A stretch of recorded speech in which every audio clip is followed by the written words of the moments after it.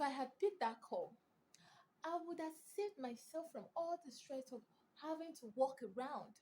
But because I was scared that I was going to lose my job, like I was going to get fired, I had to be walking around. Too bad. I would have saved myself from a whole lot of stress, but I did not because of my fears.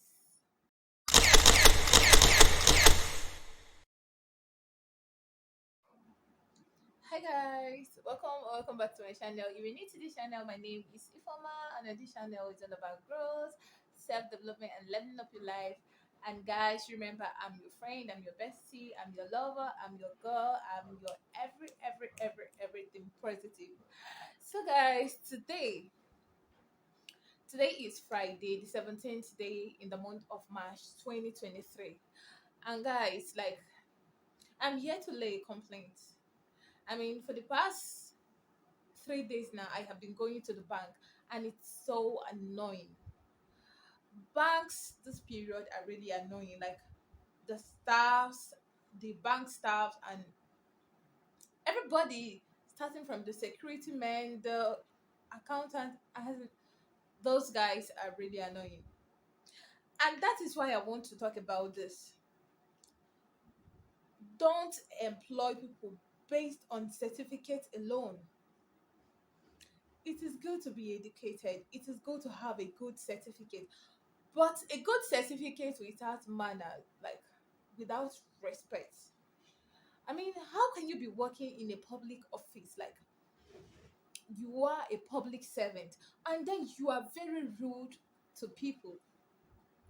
I've been to this bank for some days now, like I said, for 3 days. This today I'm about going right now. I'm about going to the bank right now. But I just thought I should make this video first before I leave.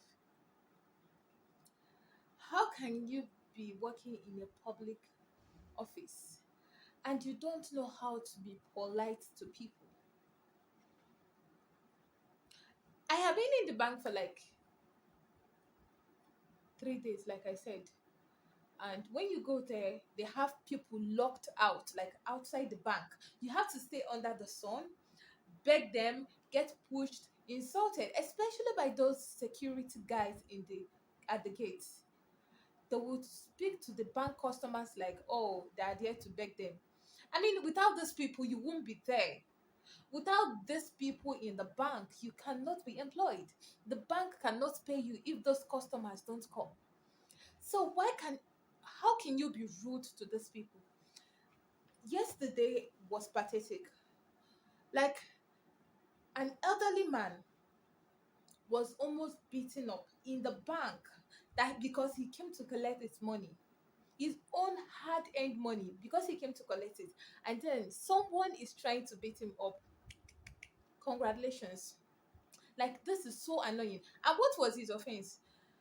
We've been standing there for as long as you can imagine.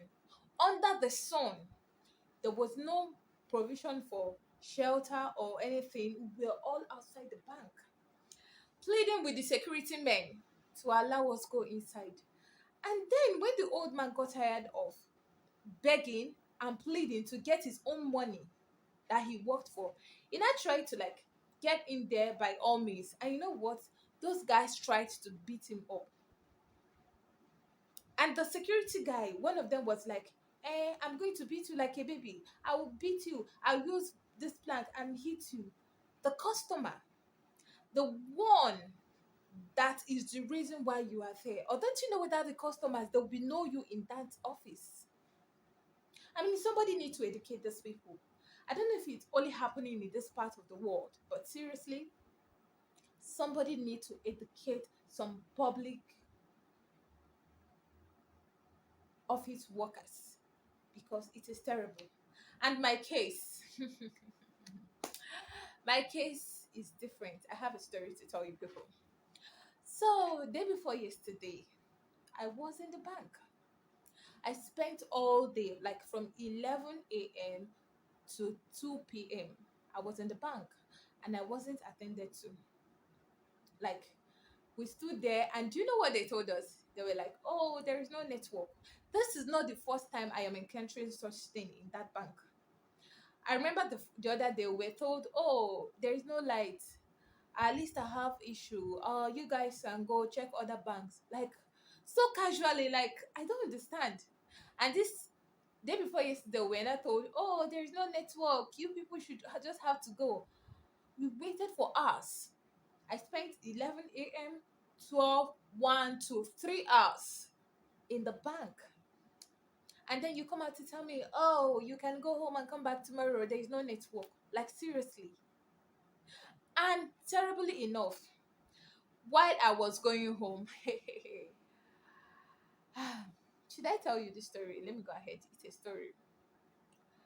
So, while I was going home, there was traffic in the normal road. Like, normally, I would have gone through the market. But I said, since I won't be getting anything in the market, there'll be no need for me to go through the market. Let me follow another road that could lead me easily without having to go through the market and all that. So I took another route trying to get home. Then then when I got to that side, I discovered there was traffic. I was trying to like because I was tired, I was hungry, like I don't even know what like I was mad. I was literally mad because I've been in the bank for hours and now traffic again. So I said to go for plan B. I said to go follow or go take another road that is gonna be faster for me. So guess what? I saw the keke na pepe in the eastern part of Nigeria and popularly called Marua in Lagos. Yeah. So I told him I'm not going to be stopping in this particular junction. Let me go to the other junction and then take another route because here, as you can see, there's traffic.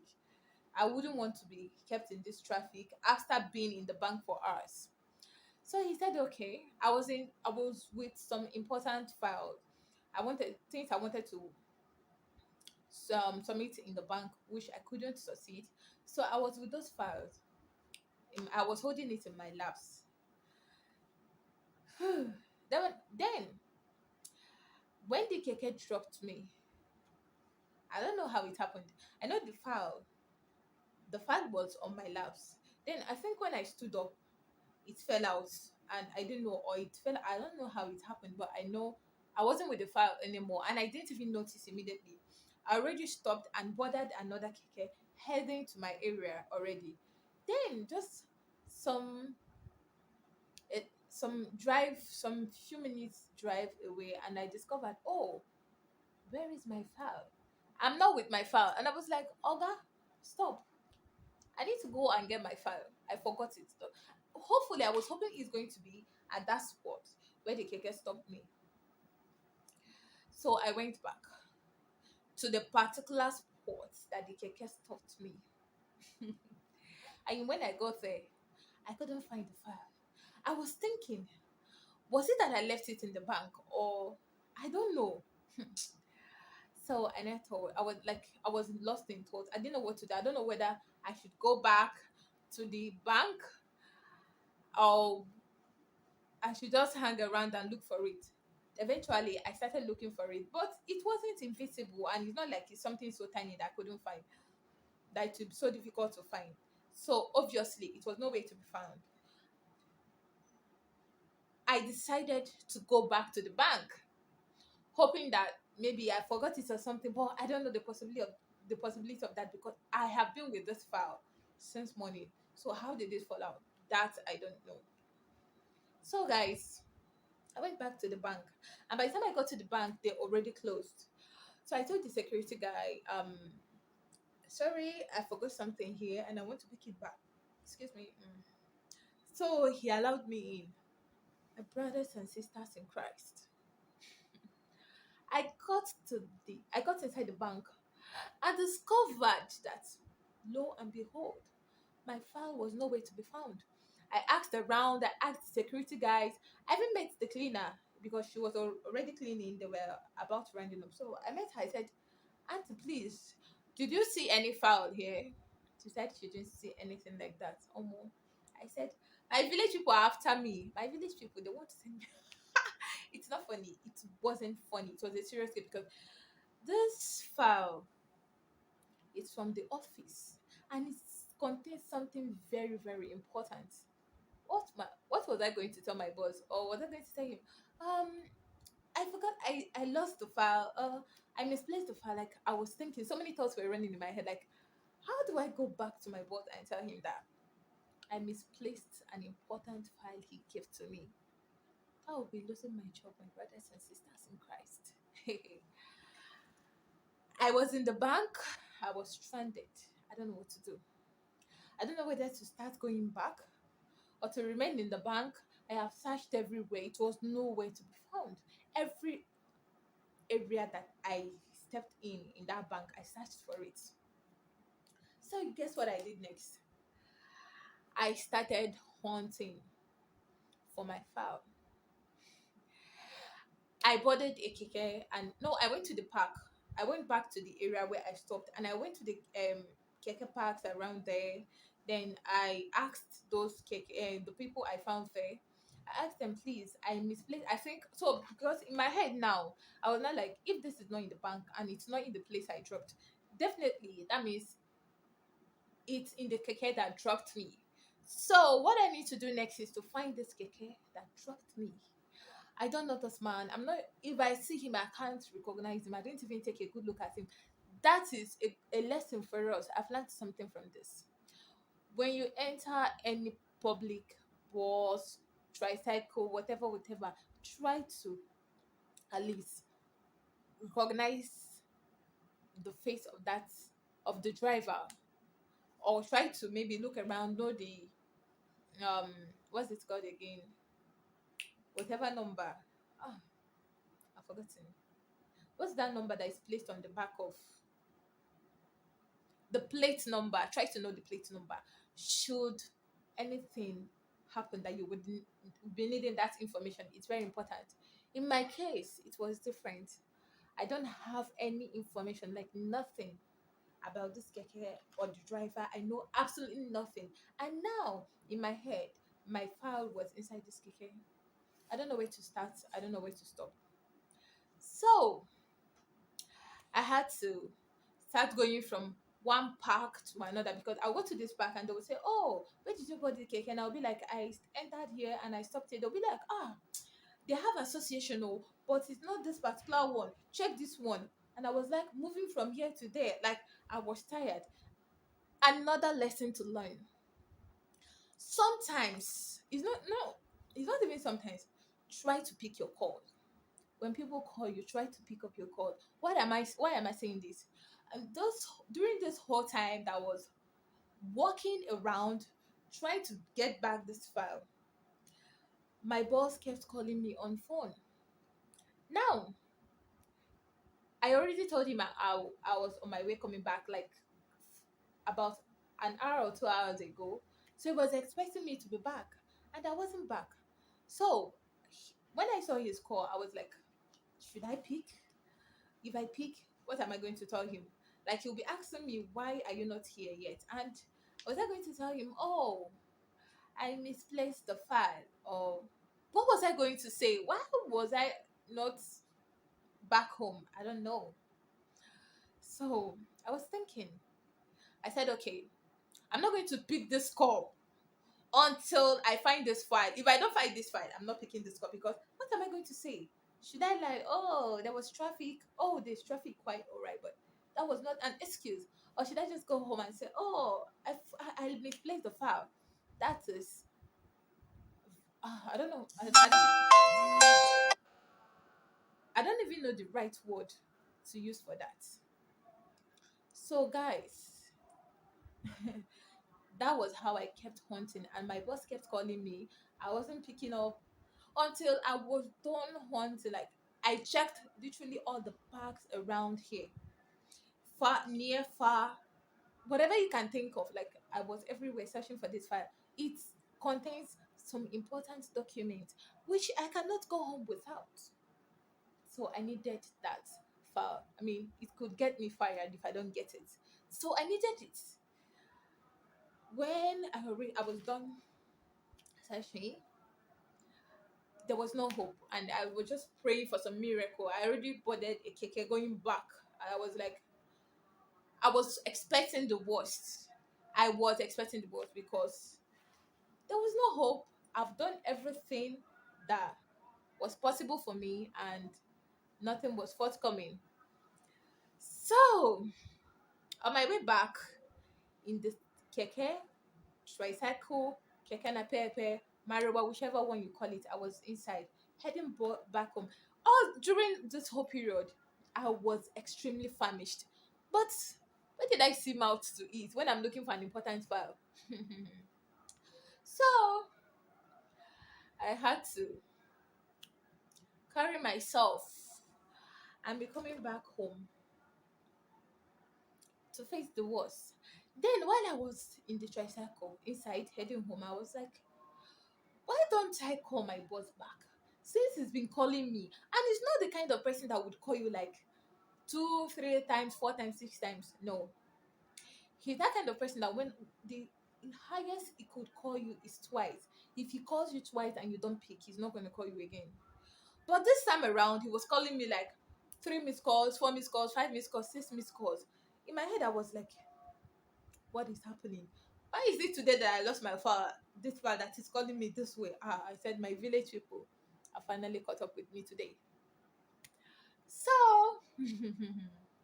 I tried to call him, expecting the worst. Though I said I'm not going to be here to tell him. I'm not going to tell him on the road. Oh, that I misplaced the file. No, I said it okay. I'm going to tell him, but that'll be when I get back.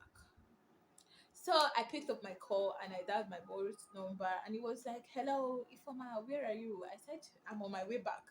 He said, "Okay, did you misplace any file?" And I was like, "Ken how? Is that miracle or something?" And then it now went back to my mind that my boss dropped me off while before I started heading to the bank. So I was like, "Oh, maybe I forgot it inside his car." Ah, guess what, guys? It's a different story. He told me that someone picked it up and thankfully his contact was in one of those files. So the person had given him a call across and he's been calling me all this while. So I can go and pick up the file and I wasn't picking because I was so damn scared. So imagine I had picked the call. It would have been easy for me. It would have saved me all the stress in the world. But I was so scared, damn scared that I didn't pick the call. So that is the more reason you should pick your calls, no matter what, because you don't know what could be. It could be good news. It could be something that could save a life. If I had picked that call all this while, I wouldn't have gone through all that stress.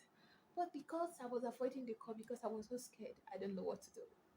I ended up getting more stressed. So I was short of weights and I was like, okay, thank you very much. I've been looking for this file, or that's what I've been looking for. He said, okay, he's going to send me the contact of the person that picked it up, that the person is a barrister. They found it at the front of their office. And as a learned person that he was, he gave him a call across. So, my brothers and sisters in Christ, that was how he sent me the barrister's contact. And I called him. He directed me back to that place the keke had dropped me in the first place before I was when I was about heading home. So that means eventually when I stood up, the file fell out of my hand because when I met with the secretary of the barrister, she told me that they found the file right in front of the office where I had stopped. So the file dropped in front of their office and boom, they picked it up. And luckily for me, it didn't fall inside the gutter or any other place. They found it and they gave it to me, and I was more than more excited. Like, I was more than excited. What would I have done? It's a testimony and also a lesson. So, the lesson in this story is number one. I started by ranting about banks and their staffs. What Why I told you that is because I want you to, if you are in a public office personnel, if you work in a public office and you've been rude to people, you need to like examine yourself and know how you've been treating customers.